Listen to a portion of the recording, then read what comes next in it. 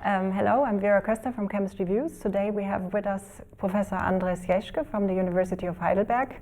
Hello, great to have you today. Yeah, great to be here. And you've just been honored from the GDCh with the Albrecht-Kossel Award. What does it mean for you to receive this award? Oh, it means a lot to me. First of all, I'm really proud and happy that the GDCh honors our work, the work of my group in the field of chemical biology of nucleic acids, in catalysis, modification, imaging of RNAs. I feel very honored by this. On the other hand, Albrecht-Kossel is really one of my scientific heroes.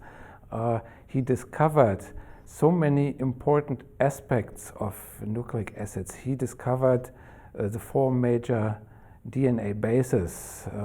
He discovered that there is a protein component in the nuclein which he called histone. He discovered, I think, histidine and many other things. He received the Nobel Prize, but in comparison with other Nobel awardees, he is not so well known today. So I feel very proud to receive an award that is named after Albrecht-Kossel. Mm-hmm. And he was also about 100 years ago at the University of Heidelberg, where you are today. Absolutely, and he also had an episode in his career where he was in Berlin, like myself. Yeah. Okay. He held a chair at the University of Heidelberg for many years. Mm-hmm. Yes. Mm-hmm. So if we imagine he would visit you, what would you show him? I mean, on the one hand side, of course, I would show him locally what has become of Heidelberg and let's say the science campus there and all the different institutes. But on the other hand, I think we would have a lot to talk about the things that his discoveries enabled in the end. I mean, after all, you must call him one of the maybe grandfathers of what became later molecular biology, genetics and so on. You couldn't investigate in these fields without knowing the constituents of DNA and RNA. Mm-hmm. And can you say a bit about your research?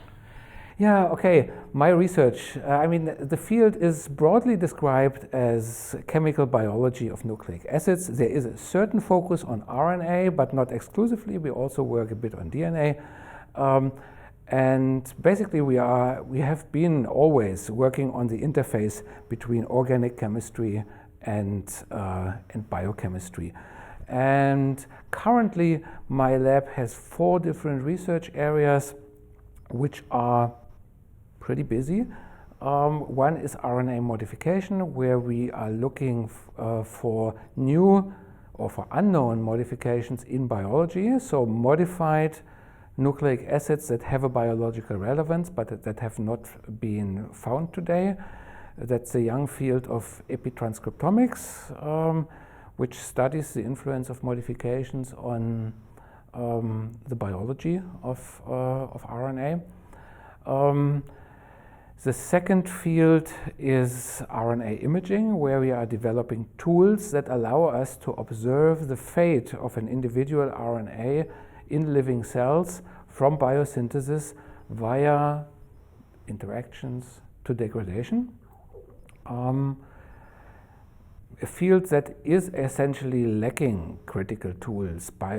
Protein biochemists have the fluorescent proteins, GFP and so on, and a lot of other techniques available, and the field of RNA research is behind there. So it is our aim to really catch up and provide the community with tools that allow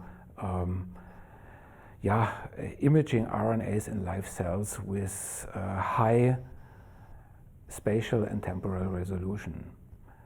The third field, I mean, I'm a chemist by training, and I was always fascinated also by photochemistry.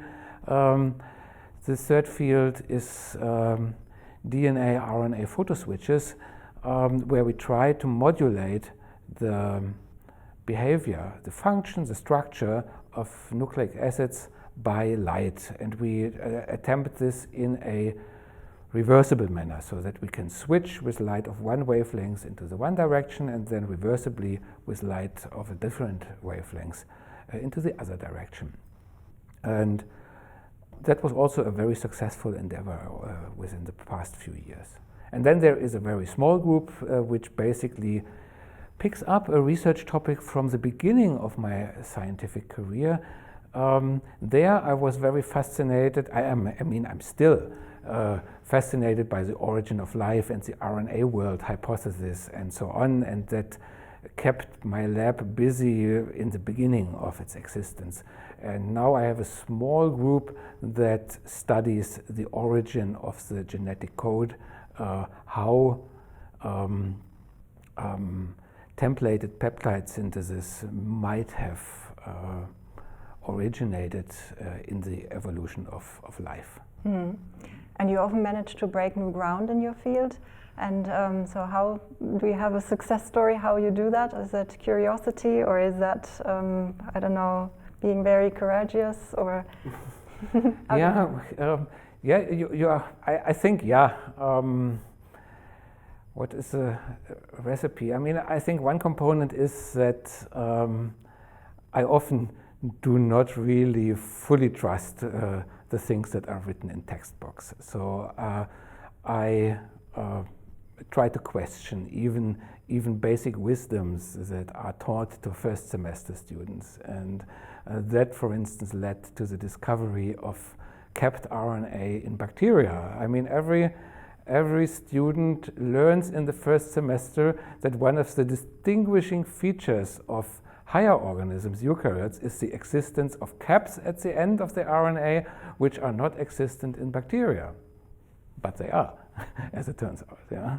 So, and what else? I think I learned quite early in my career that you have a lot more operational freedom, let's say, when you work at the interfaces between two disciplines, between organic chemistry and biochemistry. There is a lot of room. You have really big areas that are not already heavily populated by other groups, and where you can really study fundamental questions. And I found it always more difficult to find this room to operate in the core disciplines. Yeah. So, yeah. And how important is your research team to you? Absolutely. I mean, all that we have basically achieved and published is a team effort. I mean, I was, since the beginning of my independent career, I was always blessed by the fact that a number of very creative and well-trained and hardworking students have been attracted to my lab, who didn't mind that they work on super high-risk projects. Yeah. So, what do you mean with super high-risk projects? I mean, these are all projects where at the beginning you cannot guarantee that RNA does what you are looking for. Yeah? Let's say at the beginning of my scientific career, we discovered RNAs that catalyze carbon-carbon bond formations, ribozymes that catalyze the Diels-Alder reaction. So there was absolutely no guarantee that RNA can catalyze this. So it was a high-risk project. And there are many projects of that type in the group, and luckily these are all high risk, high reward, which means if we manage to discover what we are aiming for, then we can also publish very good papers, but it means there is also a high risk of failure. Yeah? So no, the team is absolutely important, and everything we ever did was a team effort. And so the award is also really something that where I give a lot of credit to the whole team, current and past. Yeah, and you're also involved in the GDCh in the work there. What motivates you to do that? I mean, as a scientist, you need a kind of a family, a community, and I early on noticed that GDCh, and in particular the biochemistry section, provides a collection of like-minded people, people who share the same background and share the same interests. And just yesterday night I noticed at the conference that there are people whom I have met now for over 20 years in regular intervals. So we are attending the same conferences, we are publishing essentially in the same journals. No, I mean, I have been involved with the GDCh. I was also for 4 years the chairman of the biochemistry division of the GDCh. And although this was quite some work, I don't want to miss this time in my CV. It was really an interesting challenge to shape this division at this time. Also to stop the decline in membership that had happened by the time I joined there, and to promote scientific exchange and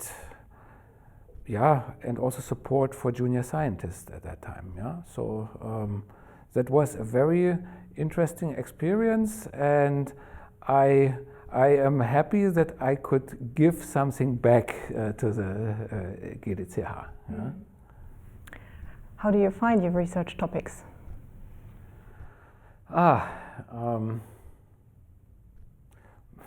Maybe they find me. I mean, sometimes it is that you read something and suddenly you have the idea. Let's say, let me give an example. Our current work on modified RNAs. So I had spent the first part of my career basically searching for activities that are relevant to a hypothetical RNA world.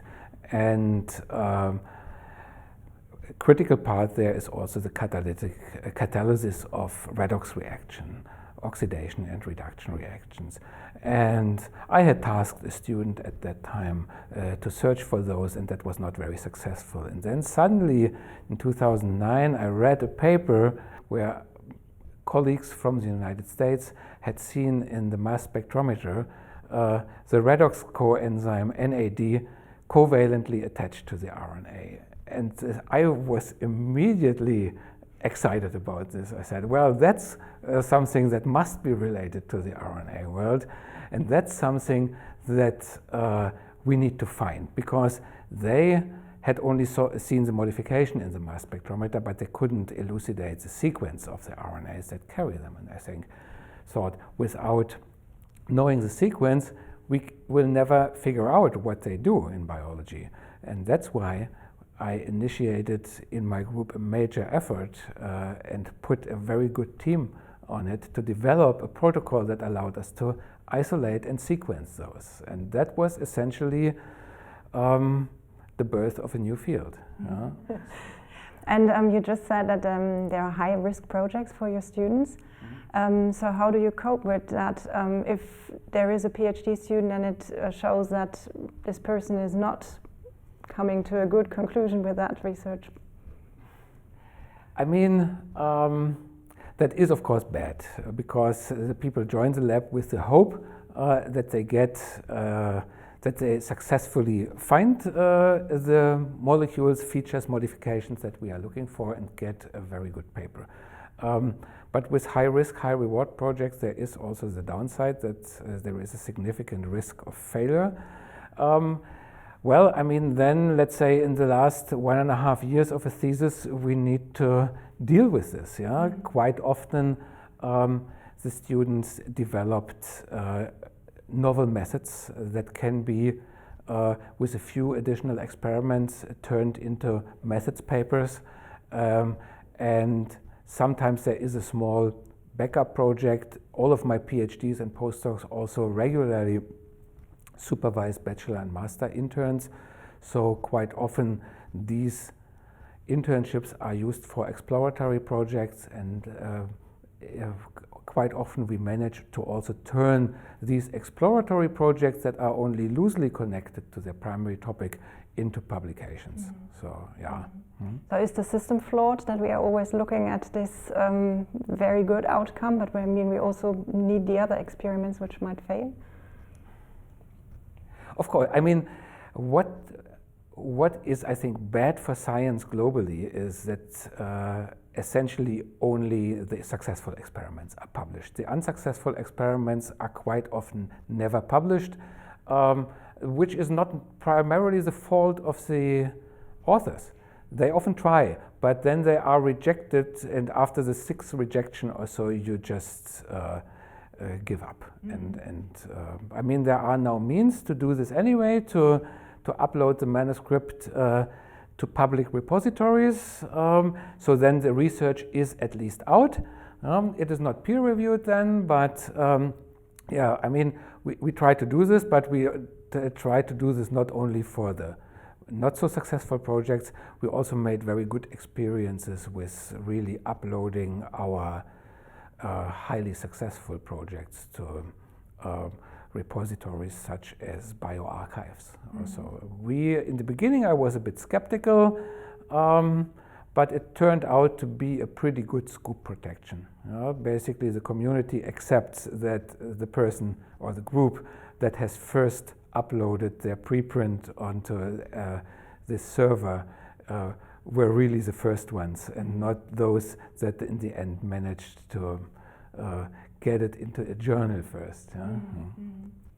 And do you get discussions then on these papers already in this early stage? Oh yes, oh yes. I mean, we have a preprint on bioarchives that has, I think, received over 400 Twitter comments within the first 3 days after uploading it. So there is a lot of feedback, and social media help to spread the news. And to spread it much more quickly than in the old days. And do you inform yourself via social media what's happening in the community? Yes, I do. I do a bit, yeah. I mean, my time is limited, but I try to use also social media to catch up, And what else do you use to catch up?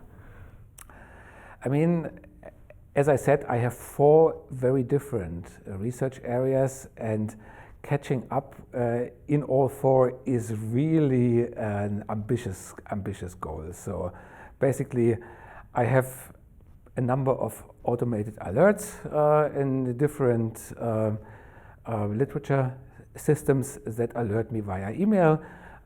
Since I read quite a number of papers also on my smartphone, also some useful suggestions daily pop up in my newsfeed on the smartphone, and otherwise I also get suggestions from my co-workers and students who ask me, have you seen this current paper from XY? Okay. Yeah, okay. Then thank you very much. It was a pleasure talking to you. Likewise. Thank you. Thank you for having me.